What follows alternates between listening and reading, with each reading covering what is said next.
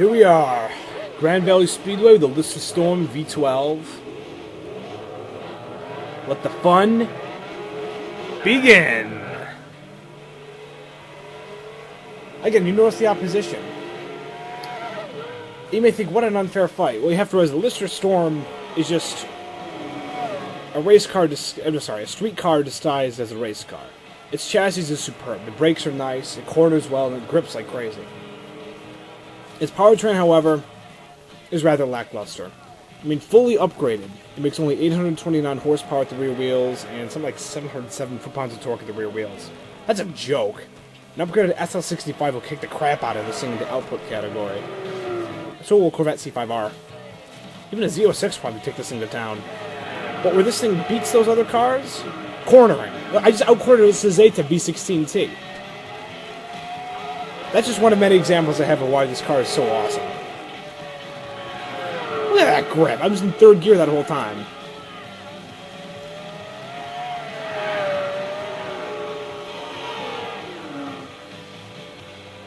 What a car. It's such a fun car to drive.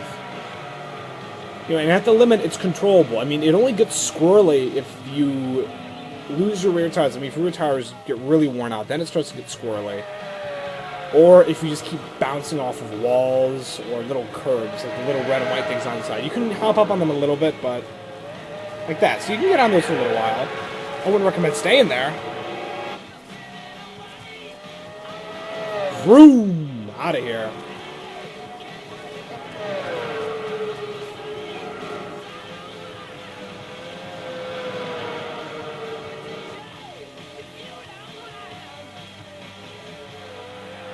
Yeah, I'm sorry for the camera. I just tried to zoom in on the cars that took the turn really fast. And really tightly, might I add. I mean, this is one of the best corner carving cars I have in my garage. You know, Corvette C5R is definitely a worthy contender.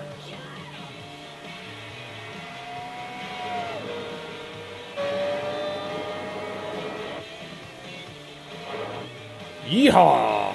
Love all the camera angles in dive replay. Really does the car service. I'm really glad how this race turned out. And actually, you notice, for about a couple laps, I'm doing really well with the car, like there, cornering like a madman. I believe it was on the last lap, I pushed it a little bit too hard, and you see what happens when you push the car a little bit too hard. Instead of just completely screwing you over, hello, I came in that one a little fast. And no, I did not hit the dirt. I just rode up on the little white wall a little bit, like there. There I went into the dirt because I was showing off. I was trying to drift my car over the little red and white embankment. When I have this car tuned, though, it's going to grip quite a bit. Like, look at that. Not bad at all.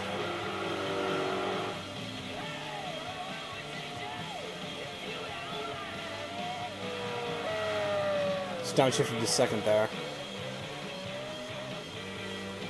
Really quick shifts. I mean, this thing's got a lot of components from a race car. The transmission, the brakes, and just the overall chassis design. Now, that's pretty much it, though. It still has a rather mediocre engine. So, you're going to want to be very careful when you're on more open tracks, like the Super Speedway. Not a good place for this car. You know, those cornering advantages are negated. I mean, yeah, it has great turn-in and great grip, but raw power is what wins that race. I mean, it only makes 829 horsepower at the rear wheels. That sounds like a lot, and it is, but not in the realm of race cars. Ooh, showing off a little bit there. Yeah! Man, what a fun car to drive at. I mean, I wasn't even pushing it that hard. There I was going a little fast. Now, it didn't even plow there, which is nice. That turn, if you just gun it through there, you can get the car to plow a little bit. That's why I let off the gas, and then I quickly eased onto the power. That's how you take that turn fast. Not that sweeper, the one before that.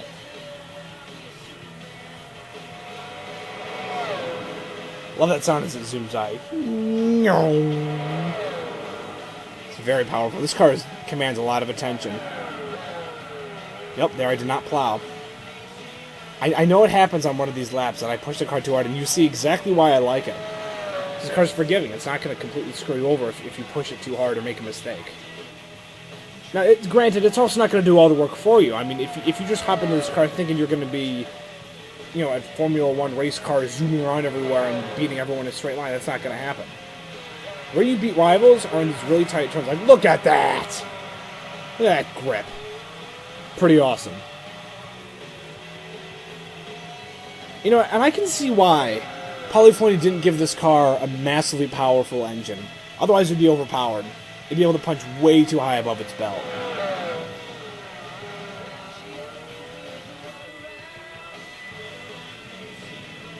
So, I can understand. I'm willing to put up with it. I mean, it's a big engine, too. It's a 7.7 liter V12.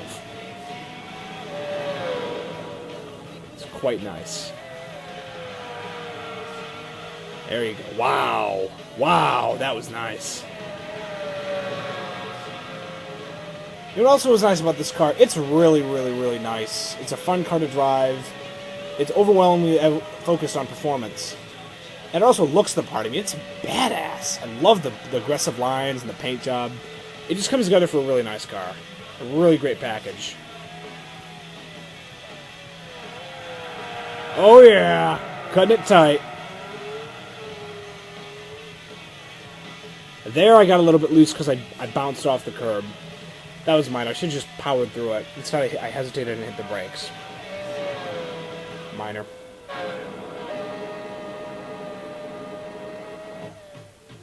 Oh, shoot. Stupid replay. See, that's the problem with the dive camera. Sometimes it switches two camera angles at once, so to speak. And then it focuses on some other prick that's not even important to the race. I mean, those guys, you saw how far back they were. They're not even a threat. Yeah! Another great turn there. Beautiful. Beautiful.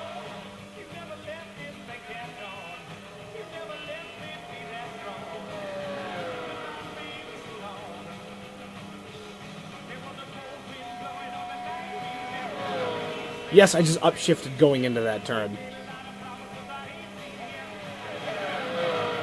I was in 5th gear coming into that turn. And the car brought it down really fast. I mean, it was... I'm amazed. I mean, this car's brakes are on par with the Corvette's. What a beast. What a beast. Really, really, really likes attacking the turns.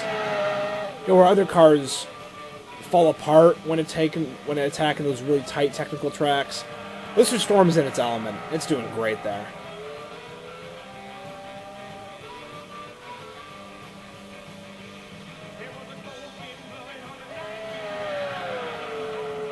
There we go.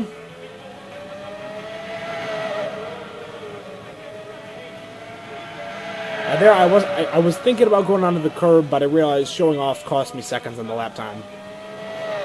So I don't do it. It's alright. I already had my fun earlier.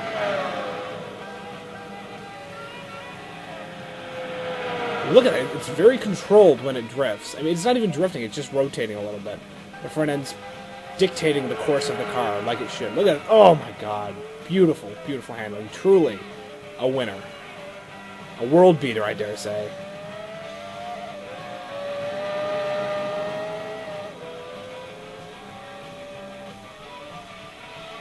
Oh, that was a nice tight turn. Wow. Cut that one really tight.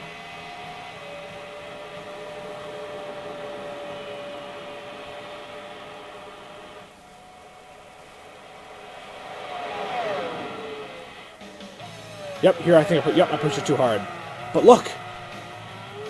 It recovered. The car, it was going straight. It took a little while for the chassis to regain control. But you just gotta stay calm. I let off the gas a little bit, I let off the brakes a little bit, and just reapplied the brakes. Perfect. No problem. No problem at all.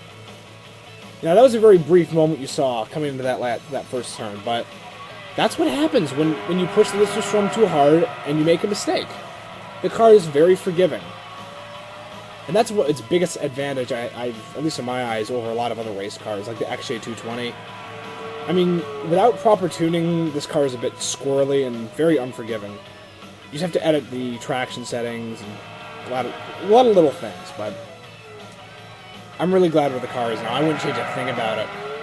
Well, actually, I would. I'd put a bigger engine in it, but it'd also be overpowered, so I like the challenge anyway. You don't need a big, powerful engine to win a race, because there's more to a race than horsepower and torque.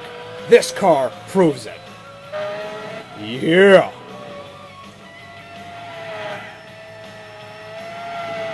Loving the paint job, too. So aggressive and bold. It was just really, really, really solid.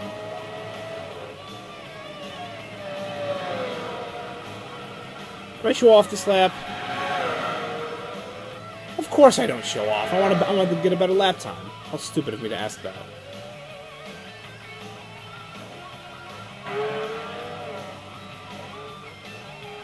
There you go. I'm going to keep going in the dive camera for some really cool moments coming up.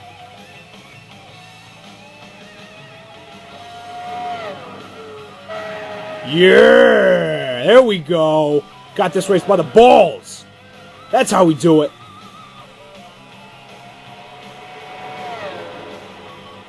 And there we go. Led every single lap.